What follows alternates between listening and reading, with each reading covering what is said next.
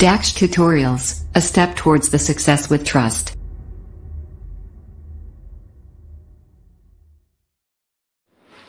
Hello students, welcome to you in our YouTube channel Dax Tutorials. Last video हमने आपको exercise 1.6 को solve करके बताया था। आज हम चलते हैं इसकी मिसलेनियस एक्सरसाइज, चैप्टर फर्स्ट की मिसलेनियस एक्सरसाइज पर, जिसमें पहला क्वेश्चन है आपका decide among the following sets which sets are subset of one another. ये जो सेट कुछ दिए हुए हैं यहाँ पर A B C D 4 set दिए हैं, इनमें से बताना है कौन सा सेट दूसरे सेट का सबसेट है। चलते हैं क्वेश्चन की ओर। पहला जो सेट A दिया हुआ है, इसमें दिया है x such that x is element of R and x satisfying the quadratic equation x square minus 8x plus 12 equal to 0। इसका मतलब क्या है कि जो x है वो इसके रूट्स हैं, जो क्वाड्रेटिक इक्वेशन दिया है उसके रूट्स हैं। तो पहले इसके रूट फाइंड करते हैं। इसे सॉल्व करने के लिए अब इसको फैक्टराइज करते हैं स्प्लिटिंग टर्म से। 12 के ऐसे फैक्टर करिए, इनका सम करने पर 8 आता हो, 8 इज द 6 2 या 12 होता है, तो 6 + 2 लिख सकते हैं 8 के प्लेस पर। यह आपने प्री क्लास 10th और 9th में सभी में सीखा है, 8th में भी थे इस तरह के। तो आप जब हमने 8 के प्लेस में 6 + 2 लिख दिया, after that open the bracket we get x² - 6x - 2x + 12 equal to 0। Make the pair and take the common. Pair बनाने के बाद कॉमन लेंगे। पहले फर्स्ट पेयर में आपका x कॉमन है, then we take the x, then we remains here x and here remains 6, it is x - 6। और इस पेयर में से हम -2 कॉमन लेंगे तो बचेगा x - 6। ये -2 कॉमन लेने की वजह से प्लस वाला माइनस हो गया। तो आप देख रहे हैं दोनों ब्रैकेट में x - 6 कॉमन आ रहा है। दोनों ब्रैकेट में क्या आ रहा है? x - 6 कॉमन आ रहा है। तो x - 6 कॉमन ले लेंगे, क्या बचेगा? x - 2 आएगा। अब हम इसके रूट फाइंड करने के लिए व्हेन x - 6 = 0 लेते हैं तो x = 6 आता है, एंड x - 2 = 0 लेते हैं तो x = 2 आ जाता है। That's one 6 and 2 are the roots of the quadratic equation x² - 8x + 12। So our set A will be 2, 6, यानी इसके जो एलिमेंट होंगे 2, 6 होंगे, एंड B आपको गिवन है 2, 4, 6, C दिया है 2, 4, 6, 8 dot dot dot. It is your infinite set. And D, in set D में आपको ओनली वन एलिमेंट है 6। इसके बाद अब हमें बताना कौन सा सेट दूसरे का सबसेट है। आप पहले सेट A पर चलते हैं। इसके एलिमेंट 2, 6 हैं, तो 2, 6 वो B में भी पाए जाते हैं और C में भी पाए जाते हैं, लेकिन D में नहीं है। इट मींस सेट A जो है B का भी सबसेट है और C का भी। So we have written A subset B, A subset C। अब चलते हैं B की ओर। B के सारे एलिमेंट 2, 4, 6 C में मिलते हैं, इसके अलावा किसी में नहीं मिलते, इसलिए B सबसेट ऑफ C हो गया। इसका C किसी का सबसेट नहीं है, क्योंकि C में जो एलिमेंट है वो किसी में नहीं पाए जाते, सभी एलिमेंट उसमें नहीं पाए जाते, इसलिए C किसी का सबसेट नहीं है। आफ्टर दैट D में एक ही एलिमेंट 6 है, तो पहले में भी है 6, दूसरे में भी है 6 और C में भी 6 है। इस तरह से D subset of A and D subset of B and D subset of C, इस तरह सभी का सबसेट हो जाता है D। A B C तीनों का सबसेट है।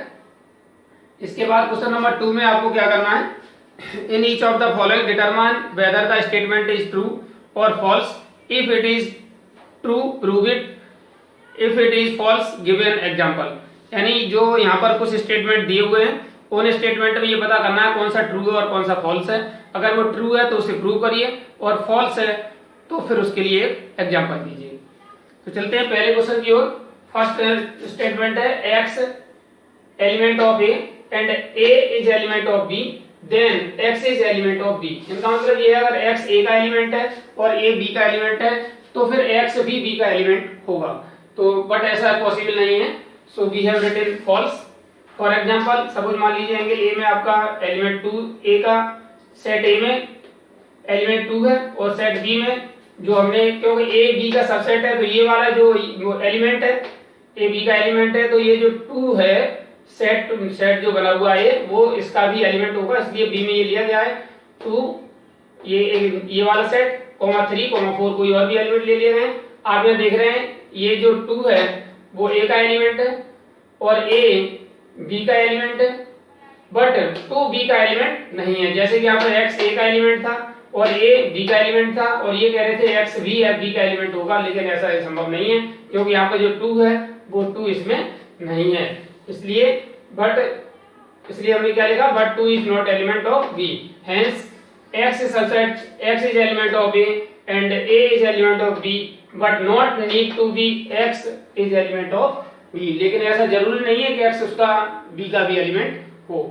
तो इसके बाद next question, next statement second पर पहुंचते हैं। इसमें दिया हुआ है if A subset B and B is element of C then A is element of C. इनका कहना होता है अगर ए बी का सबसेट है और बी सी का एलिमेंट है तो ए भी सी का एलिमेंट होगा।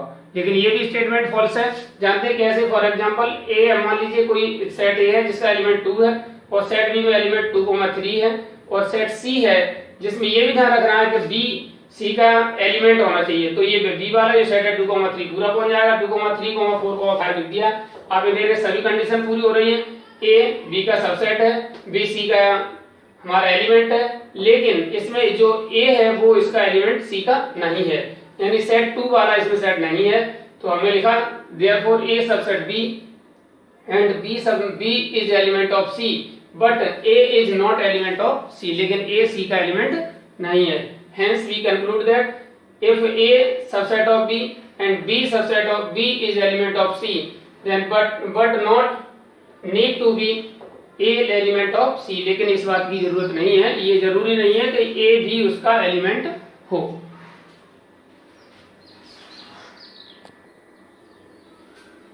After that, your third part of this question, in which saying that if A subset B and B subset C then A subset C, यानी उसने कहा कि अगर A B का सबसेट है और B C का सबसेट है तब A C का सबसेट होगा। तो हमने इसको, ये ट्रू स्टेटमेंट है, तो इसको कैसे प्रूव करेंगे? देखिए, लेट अगर X मान लीजिए उसका A का एलिमेंट है, let X is element of A but A is subset of B। जब A B का सबसेट है तो A के सारे एलिमेंट B में होंगे, इसका मतलब x भी b का एलिमेंट होगा। Therefore x is element of b but b is subset of c, तो b के सारे एलिमेंट c में होंगे। इट मींस x भी उसका एलिमेंट c का होगा, x एलिमेंट c हो गया और x एलिमेंट a भी है। It means a subset a का जो x है वो a में भी एलिमेंट है, a के सारे एलिमेंट c में है। It means a is the subset of c। Next, hence if a subset b and b subset c then A subset C. It is proved. And question number 4th part of this question. And if A is not subset B, B is not subset C, then A is not subset C. उसने कहा A B का subset नहीं है, B C का subset नहीं है, तो A भी C का सबसेट नहीं होगा। बट इट इज फॉल्स है। तो आप देखिए कैसे फॉल्स है। एग्जांपल देखते हैं। अगर सेट A मान ली 1,2 है और B में 2,3 है, तो आप देख रहे हैं सेट A B का सबसेट नहीं है, ठीक है, और B में 2,3 है और C में 1 to 5 है, तो आप देख रहे हैं B C का भी सबसेट नहीं है, लेकिन A के सभी एलिमेंट 1,2 C में है, इसका मतलब A C का सबसेट है। वी हैव रिटन देयरफॉर, आप देख रहे हैं सिंस A सबसेट B है, A subset B and B subset C but A subset C, but A subset C। आपने देखा A B का सबसेट नहीं है, B C का सबसेट नहीं है, लेकिन A C का सबसेट है। तो इस तरह से हमने प्रूव कर दिया। Hence A is not subset of B and B is not subset of C, then not need to be A subset of C, यानी इसकी कोई जरूरत नहीं, A सबसेट C हो भी सकता है और नहीं भी हो सकता। ठीक है, इसके बाद देखिए fifth part of this question. इसमें ये कह रहे हैं X is element of A and A is not subset of B, then X is element of B। अब आप देखिए यहाँ पर ये फॉल्स स्टेटमेंट हमने दिखाया है कि डेफिनेटली फॉल्स ही होगा। जब A B का सबसेट ही नहीं है तो A के एलिमेंट X है वो B में कैसे आ जाएंगे? जब उसका सबसेट ही नहीं है तो B में नहीं आ सकते।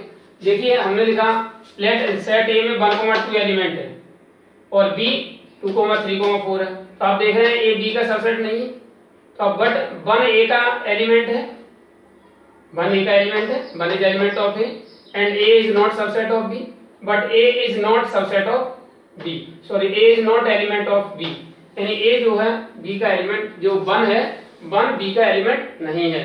Hence X is element of A and X is subset of B, X A is not subset of B, then not need to be X is element of B।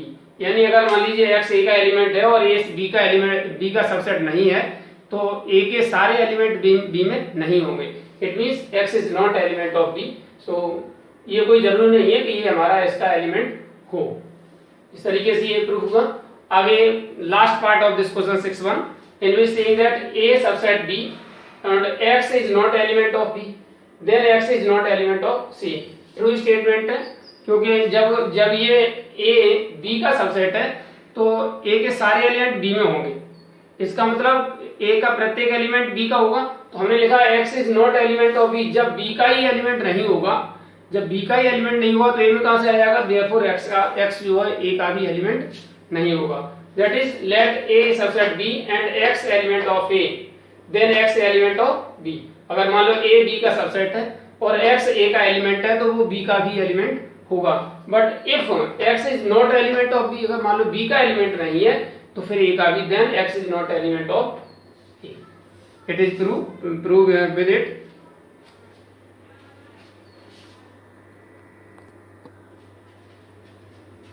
After that, your question number 3, in which saying that let A, B and C be the sets such that A union B equal to A union C and A intersection B equal to A intersection C, show that B equal to C। यानी अगर A union B equal to A union C है और A intersection B equal to A intersection C है तो आपको ये show करना है कि B और C दोनों इक्वल है। चलिए चलते हैं अपने सॉल्यूशन पर। देखिए जैसा कि आप लोगों ने दिया हुआ है, तो पहले हमने लिया जो उन्होंने दिया है A union B equal to A union C, A union B since A union B equal to A union C it is given, taking its intersection with C on both sides। हम क्या करेंगे, इसका intersection लेते हैं C set के साथ दोनों side में। तो आप देखिए क्या होगा, A union B intersection C, A union C intersection C। After by distributive law A intersection C union B intersection C, और A यूनियन C का C के साथ इंटरसेक्शन करेंगे यूनियन C का, तो फिर C तो उसमें इंटरसेक्शन आ ही जाएगा, that is equal to C। But you have given A intersection C equal to A intersection B, A intersection C A intersection B के इक्वल गिवन है, तो हमने यहाँ रिप्लेस कर दिया, therefore intersection B equal to B intersection C, it is equal to C। It is your equation number first। After that take again A union B equal to A union C, फिर दोबारा से लेते हैं और पहले हमने C के साथ इंटरसेक्शन किया था और अब इसको B के साथ इंटरसेक्ट करते हैं। तो आप देखेंगे A union B intersection C and A union C intersection B। वही आप देखेंगे A यूनियन B का B के साथ इंटरसेक्शन करेंगे तो A यूनियन B है तो B के सारे एलिमेंट उसी में होंगे, तो इंटरसेक्शन करने पर B पूरा सेपरेट हो जाएगा। इस तरह से हमारा जो B A union B intersection C B करेंगे तो हमारा जो सेट आएगा वो क्या होगा, B, जैसे यहाँ पर ये C आया था। आगे इसमें आप देख रहे हैं जो इसको एक्सपेंड करेंगे तो मिलेगा A union A intersection B, A का B के साथ इंटरसेक्शन हो जाएगा, यूनियन C का B के साथ इंटरसेक्शन हो जाएगा, C इंटरसेक्शन B। आप देखेंगे इक्वेशन फर्स्ट में भी वही है, A intersection B, B intersection C, यहाँ भी वही है, A intersection B union C intersection B का है या B इंटरसेक्शन C का है, कॉम्यूटेटिव लॉ से सेम होता है। It means both equations are equal.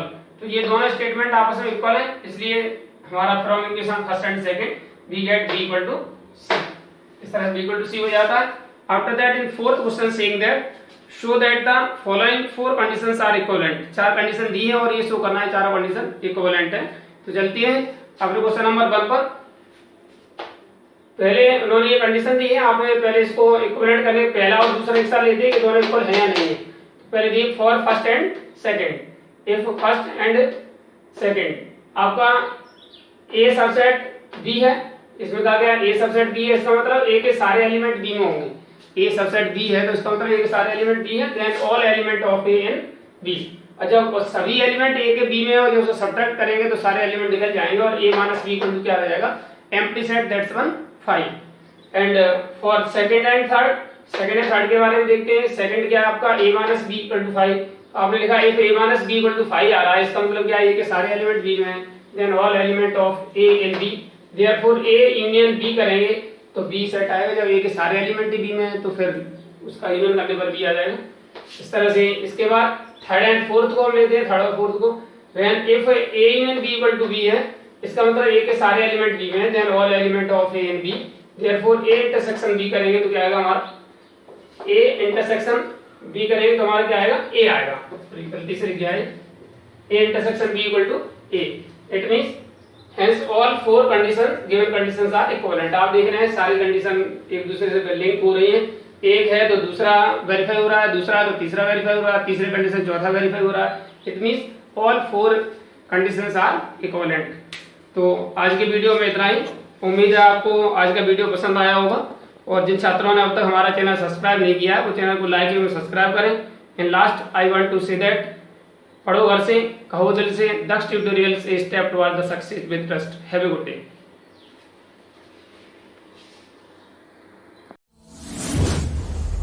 Dax Tutorials presents online live classes. Mobile number 8279452537.